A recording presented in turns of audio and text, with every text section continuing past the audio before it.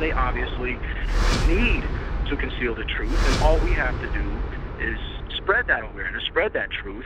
Hey guys, how's it going? It's early morning, Friday, August the 7th. Several things that I'd like to discuss today, a few of which are long overdue. First and foremost, I'd like to talk about the economy and the role in which the Federal Reserve plays in destroying our economy. And I stress the word destroying with deliberate intent. They are not trying to save our economy or strengthen our economy. They are deliberately destroying our economy. Again, I cannot stress the words deliberate and intent and destroying enough. That being said, I want to point out some of the hypocrisies where Bernanke is claiming that being audited would not be in line with independence. That would not reflect true independence. Of course, the IRS can come and audit any one of us at any point in time, violating our independence, first of all, by taxing us, by enslaving us with the income tax, the illegal income tax that goes right into the hands of these very same people that are robbing us blind with the Federal Reserve. That is how they have taken this country hostage. But here they are in this day and age, crying about losing their independence after nearly 100 years of enslaving us and having the ability to audit any one of us at any given time, a very unpleasant thing to say the least, after having already robbed us and enslaved us. Again, it's not just a matter of robbing us, and that's another thing that I want to point out as well. Some people think that, well, they're taking $1 trillion and it's missing, we don't know where it's at, and they've sent it to their comrades overseas in these international banks, and it's no big deal, as if someone just burglarized our house and stole our television set, and tomorrow we can go out and get another one and everything's okay. What you have to understand here, they're robbing us of trillions of dollars, destroying our economy, the very infrastructure of our country, the manufacturing core. They have sent all of our jobs overseas. They have essentially and effectively destroyed our economy the same way they did in Germany, and then they just moved on to the United States, and they move on to another place. So they don't think twice about destroying a nation or the host nation, which has allowed them very foolishly to take over their government, their finances, and everything else, the media, all the other things we could discuss. In any case, on the back end of these economic downturns, our standard of living drops. We're here struggling to get $100 to pay our electric bill when they have trillions of dollars that they won't even tell us where they sent it. Of course, it's not a matter of doing so, as he tries to suggest here, stumbling over his words, justifying his independence and crying, and I'm going to show you the clip in just a second, that they're going to lose their independence, that they cannot be audited. They're basically above the law. They create the law and they are above the law. And of course they can't have transparency, because then the average person would wake up and see just how far they have gone with the raping and robbing and pillaging of this country. And I'm going to show you this clip right now. It needs. What people don't understand is that this bill would give the GAO the authority to audit monetary policy. And what does that mean? That means, I mean, God forbid that they are audited. What people don't understand, he said this several times in this clip alone, what people don't understand, basically insulting the average person's intelligence, and he's going to fill in the blanks for them, of course. How generous and how nice of him to do so. Means that if the Federal Reserve decided a year from now that because of incipient inflation it was time to raise interest rates, that the Congress would say, the GAO is going to audit that decision. It's going to subpoena your materials. It's going to demand information from the members of the FOMC. It's going to evaluate your decision as a report to Congress. I don't think that's consistent with independence.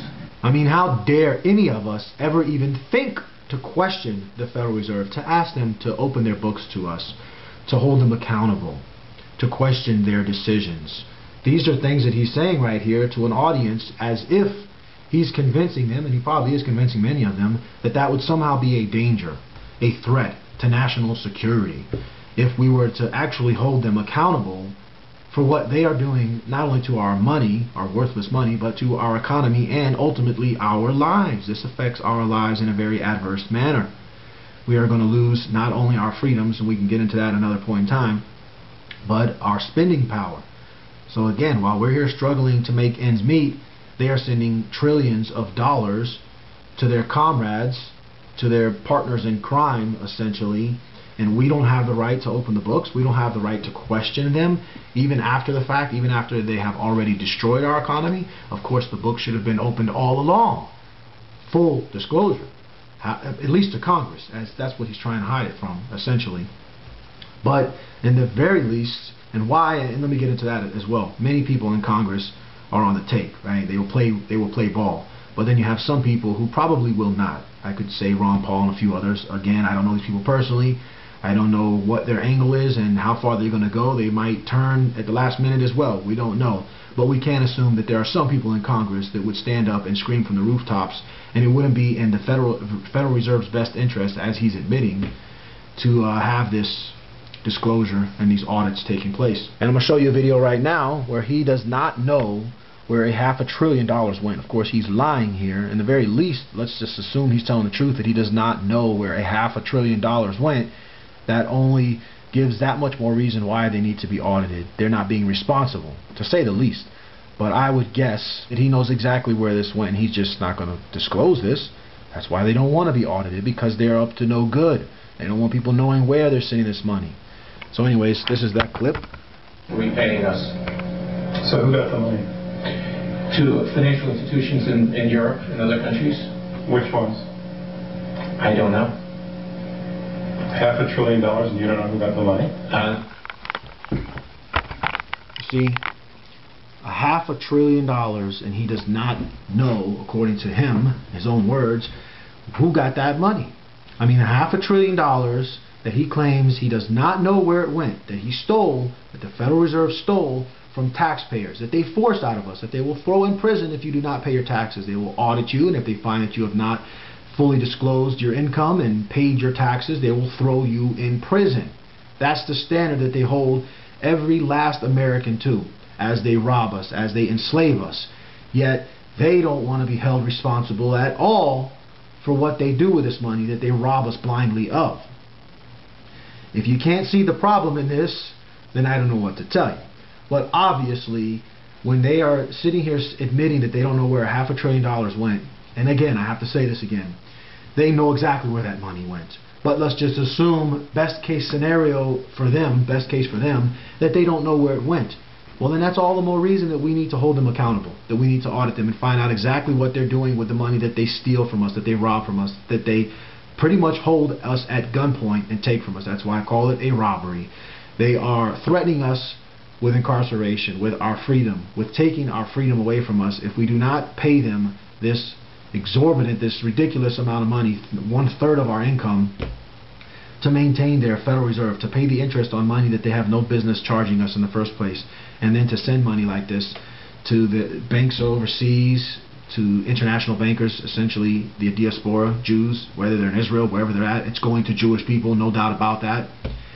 And we don't have any right to question them.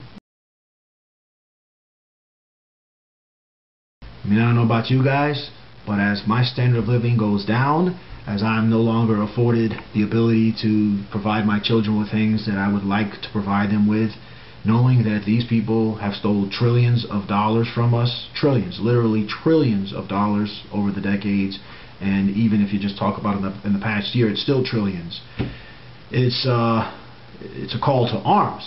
As far as I'm concerned, they are robbing us blind. If somebody came to my house and tried to steal food off my table from my children right in front of me, I would kill them. That's how serious this is, and that's exactly what they're doing. And we're not going to defend ourselves. We're not even going to call them into question. How dare we even ask them to open their books?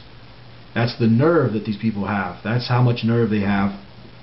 But at the same time, that's how much fear they have, because they know if their books were truly open and the public really knew what was going on with the money and the time that they're being robbed of, then all hell would break loose. That would be game over for them. And as I pointed out in the past, the way they raped and robbed and pillaged Germany, they just moved on to the United States and other places, and ultimately back to Germany. Right now, I don't know where they're going to run. Where are they going to go? Where are they going to go next after they have completely destroyed the U.S. economy? I don't know. India? China? Where is it that they plan to go? So I would venture to say that while they didn't mind completely destroying Germany, for them having the audacity, the nerve to stand up to them and want their freedom and demand their freedom, and hey, that sums up the history of World War II. That is why World War II took place. You want more details, look up another video. The Jews were doing the same thing to the Germans that they're doing to us now. And when the Germans finally stood up and try to assert themselves, to stand up for their freedom, that country was destroyed.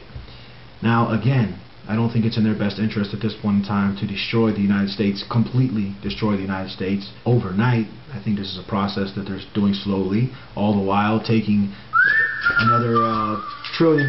Sorry about that, the phone rang. Anyhow, what was I saying? I don't think it's in their best interest to completely destroy the economy of the United States, whereas it can be argued that the reason we went into the Great Depression in the first place was because of the destruction of the economy in Germany, of their deliberately destroying the German economy, and it had a ripple effect throughout the world. I think that at this point in time, they don't have anywhere to run to in the way that they did back in the 1930s when they evacuated Germany. For all practical purposes, that's exactly what they did before they destroyed Germany. At this point in time, where are they going to go? China? India? I don't know. If that's the case, then we're definitely in trouble, and a full and total and all-out collapse wouldn't be beyond their best interest or their capabilities or the status quo of what they've always done. However,